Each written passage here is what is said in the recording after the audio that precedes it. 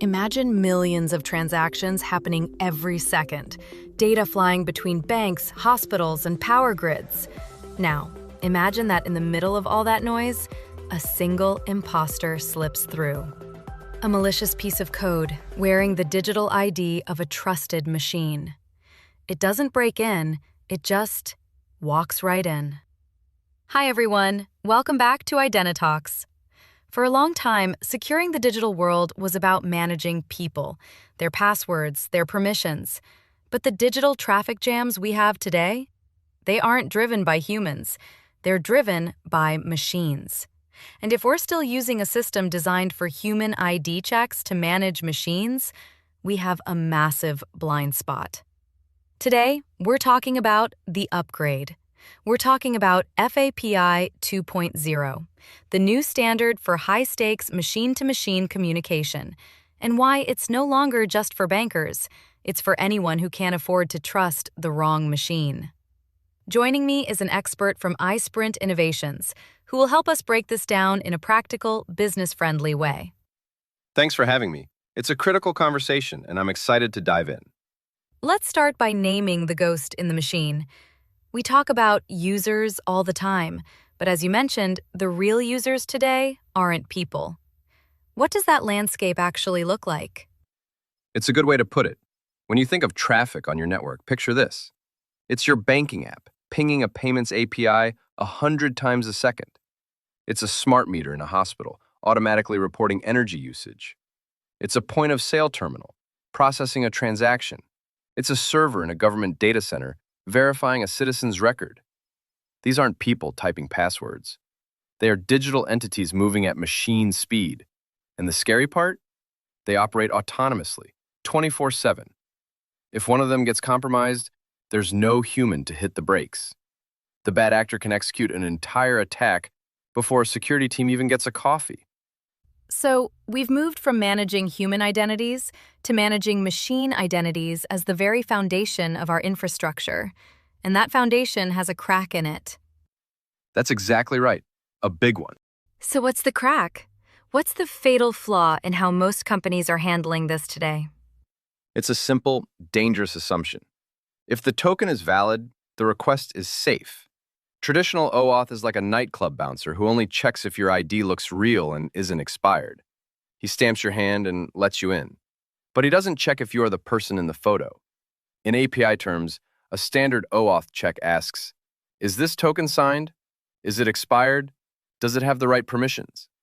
But it doesn't ask the most important question. Is the machine presenting this token the one it was issued to? If that token gets copied from a server log, from a snippet of code, from a compromised container, it can be replayed by an imposter machine. To the API, it looks exactly like the real deal. It's the ultimate evil twin scenario. Wow. So we're not actually verifying the machine's identity. We're just checking the credential it stole. That feels like trusting a passport photo instead of checking the face holding it. Precisely. And for a lot of low-risk stuff, maybe that's fine. But let's look at where this breaks down catastrophically. Financial systems where a stolen token replaying a POS transaction isn't just a bug, it's straight-up fraud. For utilities, if an imposter machine can report false data from a smart meter, it can manipulate billing and evade regulatory compliance. In healthcare, imagine an imposter machine sending commands to an IV pump or accessing patient records. The risk isn't just financial, it's a matter of patient safety. In these high-stakes environments, the question isn't, is the token valid? The question has to be, is this machine the rightful owner of this identity? And that's the question standard OAuth was never designed to answer. Exactly. And that's why FAPI 2.0 exists. So let's talk about the upgrade. In plain English, what does FAPI 2.0 actually do? Let's go back to your passport analogy. In the old world, the bouncer just looked at the passport. In the FAPI 2.0 world, we're moving to a high-security airport. The officer doesn't just look at your passport, they scan the chip. They check your biometrics, your fingerprint, or your iris. They cryptographically prove that the person standing there is the person the data belongs to. Technically, FAPI 2.0 mandates things like sender-constrained tokens. It says the token is now tied to the specific machine's cryptographic key. It's like embedding a fingerprint into the token itself. So even if a bad guy steals the token, it's useless.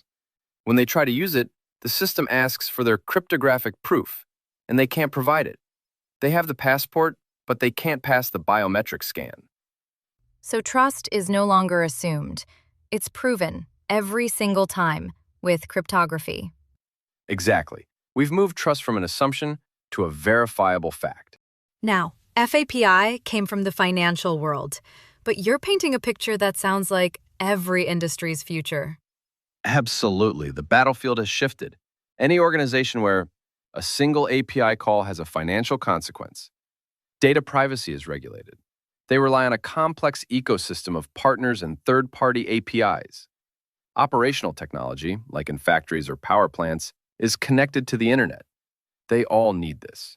Machine identity is no longer a niche security topic. It is the bedrock of digital trust. If that bedrock is weak, you can't build a safe, scalable, or compliant business on top of it. So, for our listeners who are convinced, the next question is always, okay, how do I actually do this? This is where iSprint's Access Matrix Universal Access Management comes in. How does it help organizations make this leap? Access Matrix UAM acts as the high-security airport authority.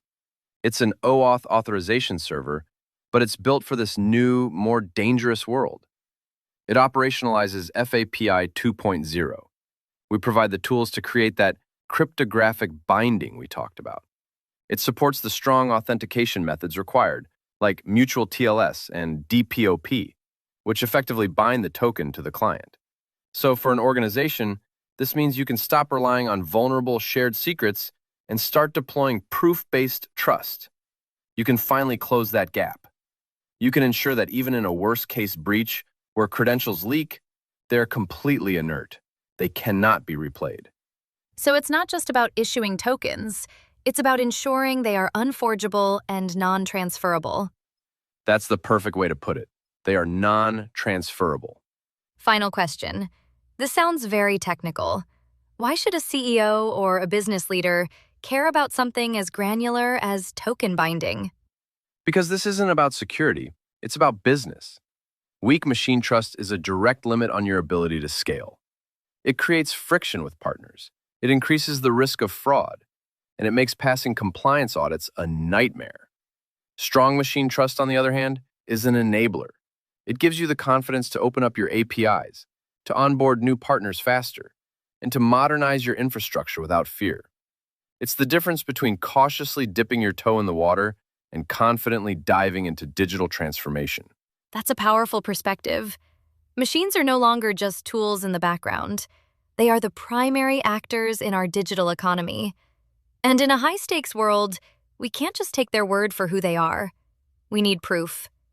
If you're building the next generation of connected services, the question you need to ask isn't just, are our tokens valid?